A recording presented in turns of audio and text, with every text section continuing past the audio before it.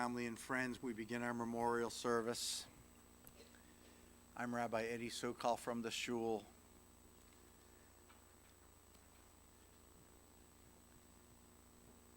Charlie, to you and to Stephen and to all the family and the friends that are gathered. We begin with a translation of a brief poem by Ronna Weiss.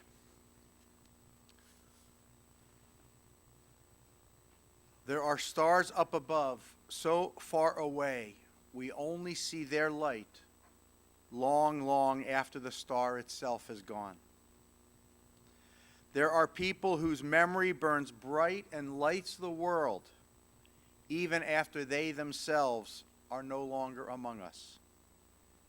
It is these lights that shine even in the darkest night.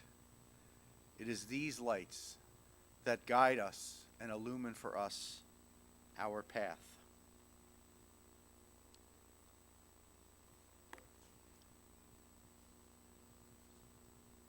We come together today to remember and to pay tribute to the life of Ronna Weiss. Of course, it depends when you met her in her life, whether you knew her as Ronna or Rachel. She loved both names and went by both names. We gather today to remember her, to pay tribute to her life that was well and richly lived. And we gather also to reach out to Stephen and to Charlie and to the family, cousins and nieces and nephews, to reach out to one another, to comfort each other, to embrace each other, to share with you our love.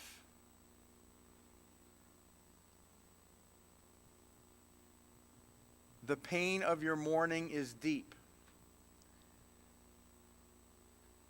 And to you, Rachel's family, we hope that the presence of loving friends will be comforting to you. And that our embraces and our words might be a source of consolation. And we gather with you, just as those who gathered in New York for Rachel's funeral. We gather so that we might call upon God on your behalf and ask God also to comfort you, that you might feel God's loving embrace at this sad and difficult time. When we confront death, we ask the eternal and existential questions that people have been asking since the beginning of time. The psalmist put it this way when he wrote, "O God, what are we that you have regard for us? What are we that you are mindful of us? It seems that we are just a breath, our days like a passing shadow. We come and go like grass. In the morning it shoots up renewed, but in the evening it fades and withers. And you, O God, you cause us to return to dust. If only we were wise and understood where we are going. But this we do know," the psalmist concludes. "Mark the wholehearted and behold the upright. They shall know true peace."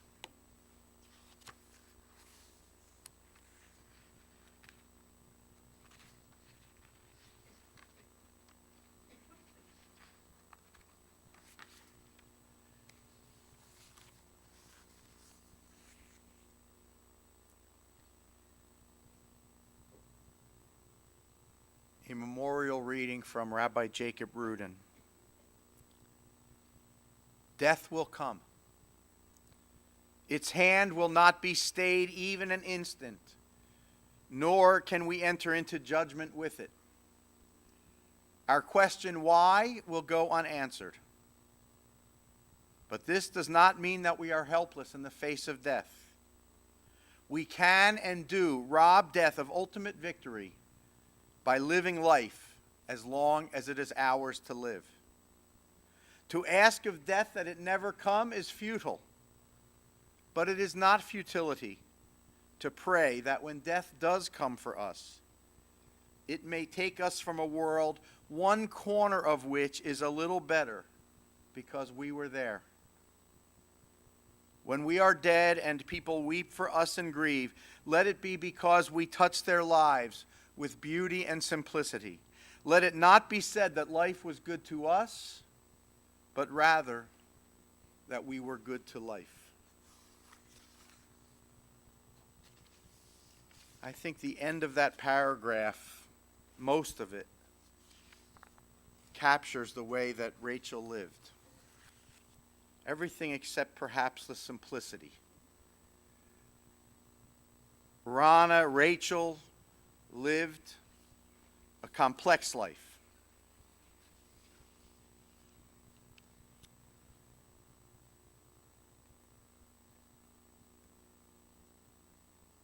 I've had the opportunity to speak with a number of you in the family over the past few days, almost a week,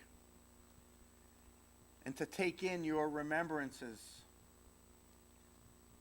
of Rachel.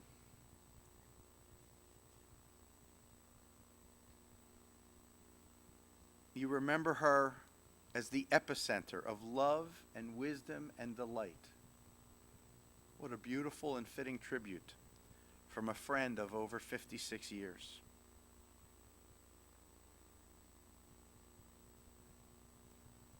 Rachel could be quirky, but she made us smile. She was always looking for something to make life wonderful. She thought in unusual and creative ways, sometimes even a bit irksome ways. But she was always thinking, and at the center of her thinking was a concern for others. How could she help? What could she do? How could she assist? In all that she did, professionally for sure, and personally for sure, in all that she did, she brought a caring and a compassion to it, an intellectual curiosity, a concern for others. Ronna was one of those people that brought light into our world.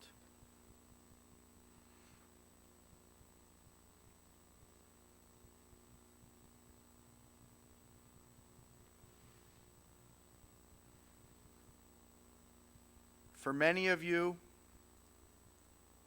she was an aunt, either to you or to your children, or even if you weren't related by blood, that didn't matter. She could be your aunt. She was aunt to so many. And she could be over the top, crazy, and funny. It was an adventure to know her and to be with her. And as Rabbi Gary Schoenberger, a personal friend of Charlie and Rachel's, wrote in his eulogy, she was radiant and she was beautiful, and that radiance and that beauty was inside and out.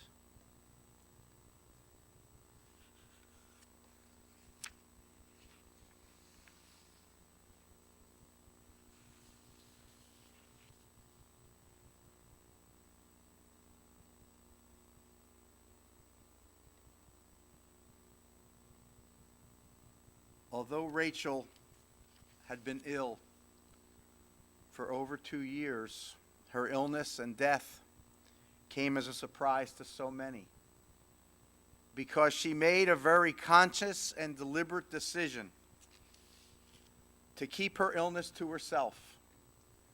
She shared it, of course, with Charlie and almost no one else.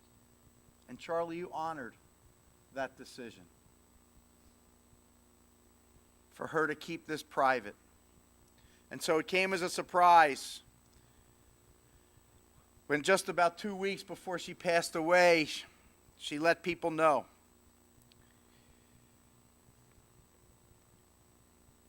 If you were a cousin or an old friend, no doubt you are left with some mixed feelings about having had this information withheld.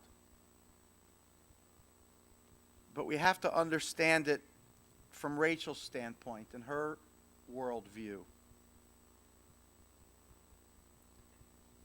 It wasn't that she didn't want to bother others or be a burden to them, though she didn't want to do either of those things. It was, Stephen, as you said, that she wanted to keep the volume down on this. She didn't want a year and a half, 2 years, 2.5 years of phone calls and visits, of sympathetic and maybe even pitying looks and calls.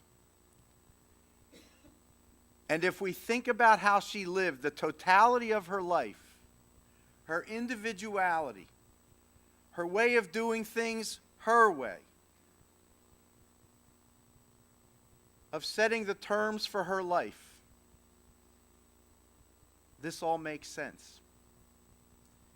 She wanted to keep the volume down. She wanted to continue to live life fully until she couldn't anymore. And then she had a chance to say goodbye.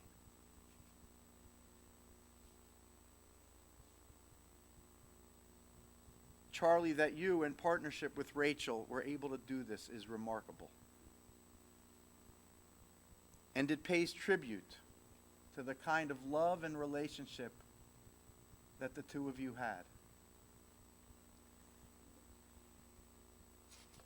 For 27 some years, you made your life together. I want to just take something from Rabbi Schoenberger's eulogy.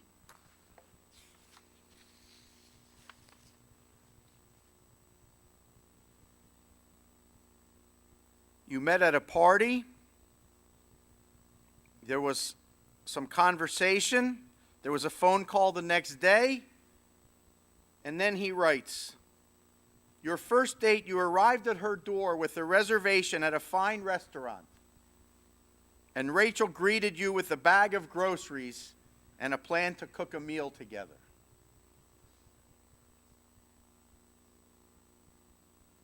And so, of course, you didn't mention your reservation, and you made dinner together and then went for a walk. And that walk became your life's journey together. By any measure, that is a remarkably successful first date.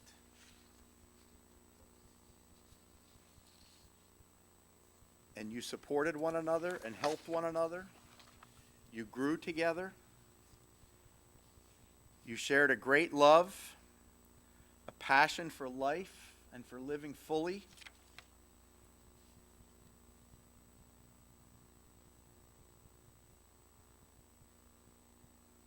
You shared a love of the life of the mind and the intellect.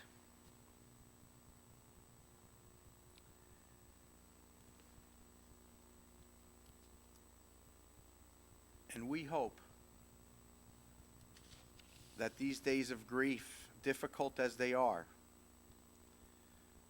that in these days of grief, you will be able to reflect on the goodness and the fullness of Rachel's life. And that though you will grieve and grieve deeply, that your memories of your life spent together, that they will be comforting for you and that they will bring a smile to your face. And that they will continue to be a source of joy in your heart.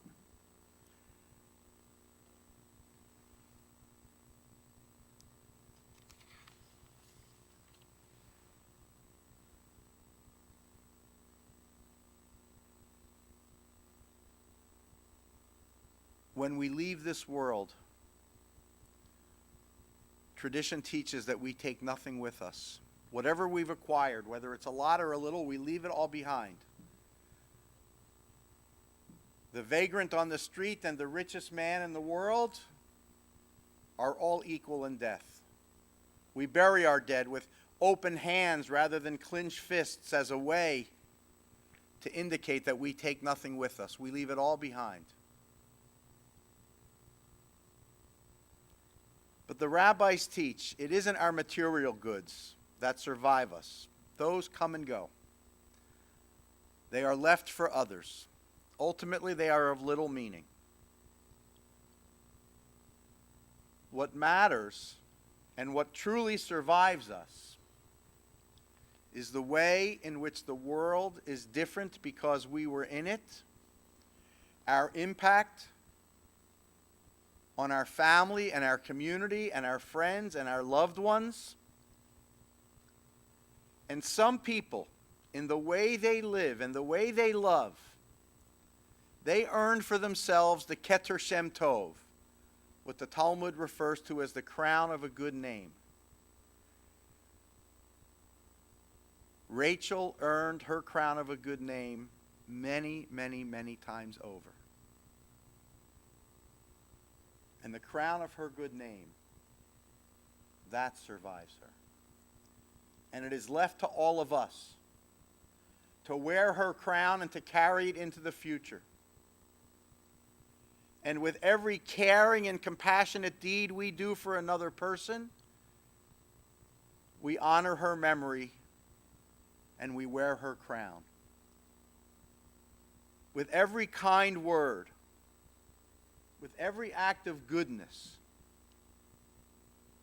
we pay tribute to her life. And we carry the crown of her good name into the future.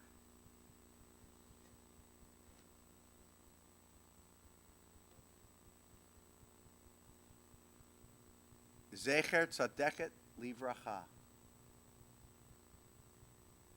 The memory of a good and a righteous woman is forever a blessing to all who knew her and to all who loved her.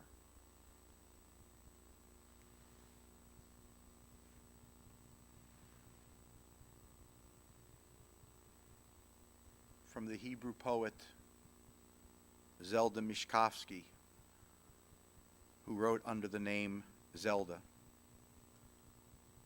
An excerpt from a passage, a poem entitled, "Each Person Has a Name."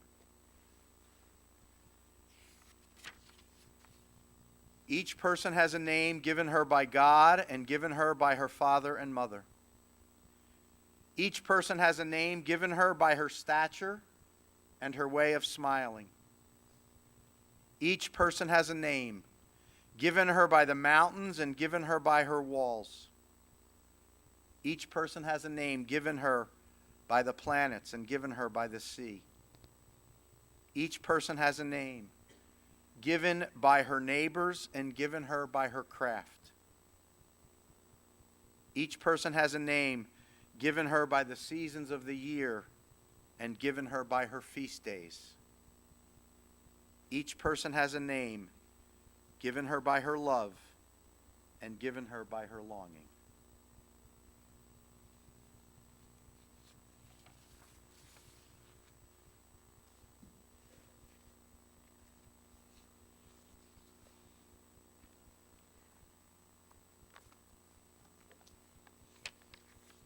I'd like to read the traditional 23rd Psalm, first in the Hebrew and then in the English. Adonai ro'i lo echsar binot deshe yarbitseni al mei menuchot yenahaleni nafshi yeshovev.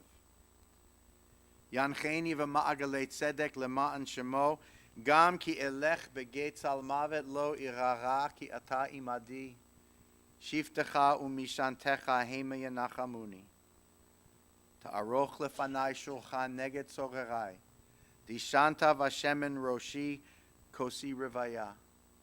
Ach tov v'chesed yurdafuni kol yemei chayai v'shafti beveit Adonai lo orech yamim. The Lord is my shepherd, I shall not want. God makes me lie down in green pastures, leads me beside still waters. My soul is revived, I am led on paths of righteousness. Though I walk in the valley of the shadow of death, I fear no evil, for you are with me. Your rod and your staff support me. I am comforted. You prepare a table before me in the presence of my foes. My head is anointed with fragrant oil. My cup overflows. Goodness and mercy and kindness follow me all the days of my life, and I shall dwell in the house of the Lord forever.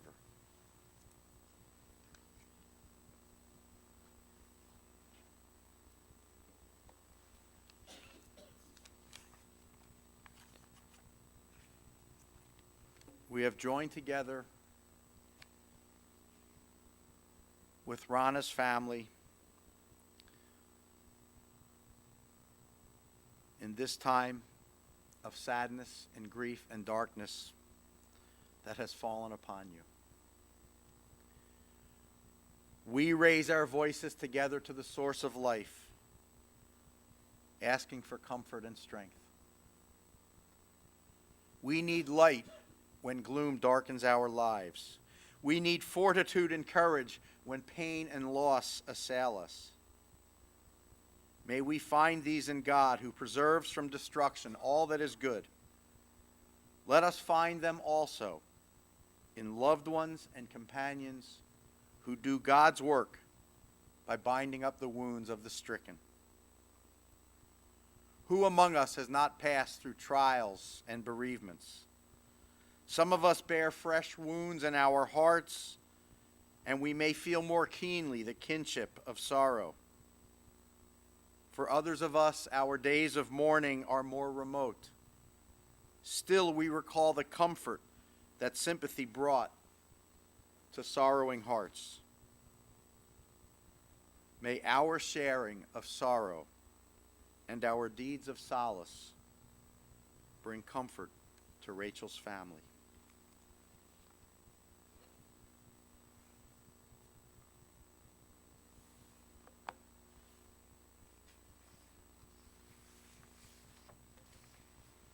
Please rise.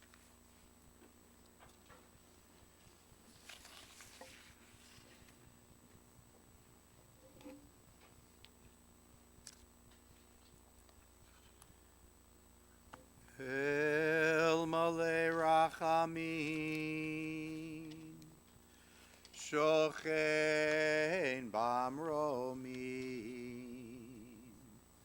Hamtzei Menucha Nechona Tachat Kanfei Hashchina Im Kedoshim Utehorim Kizohar Harakia Mazhirim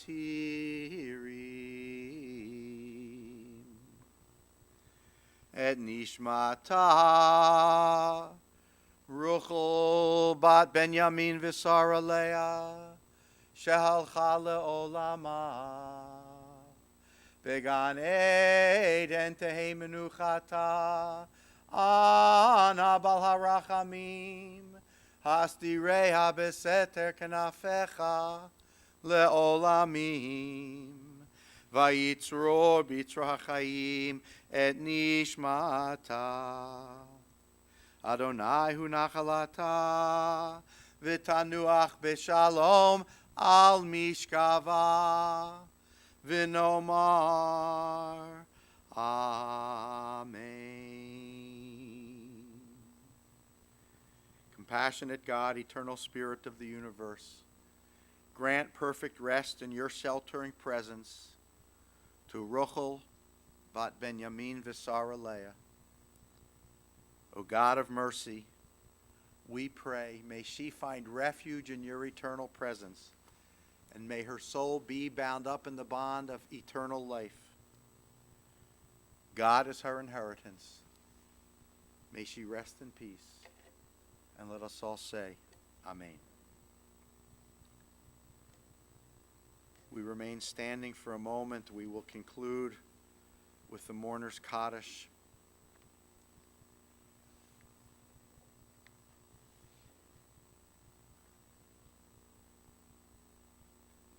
I want to let everyone know on behalf of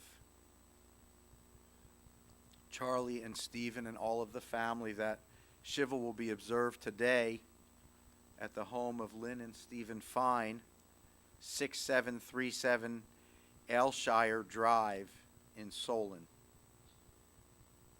For those who may wish to honor Rachel's memory with a charitable contribution, the family suggests you direct your generosity to the American Cancer Society.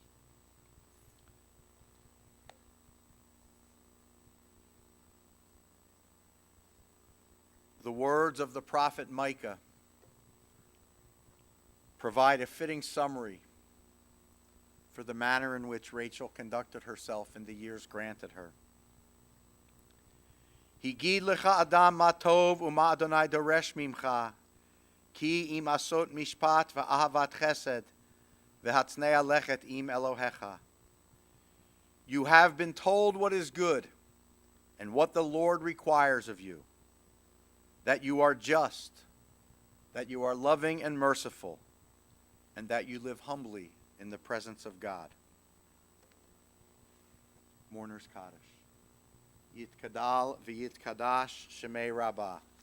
Bi'alma divrach hirutei v'yamlich malchutei. B'chayechon u'v'yomechon u'v'chayei dechol beit Yisrael. Ba'agala u'vizman kari v'imru amen. Yehei shmei rabbah mivarach le'olam ulomei omaya.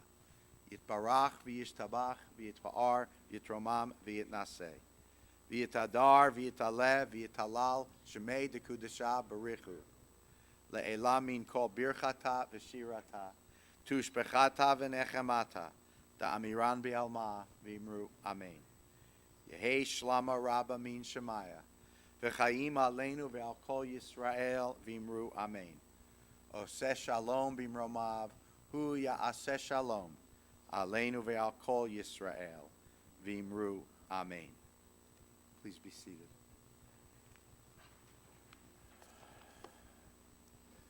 Stephen and Charlie, to you and to all the family, we conclude with these traditional words of consolation. Hamakom yenachem etchem betoch shar avlei Tzion v'Yerushalayim.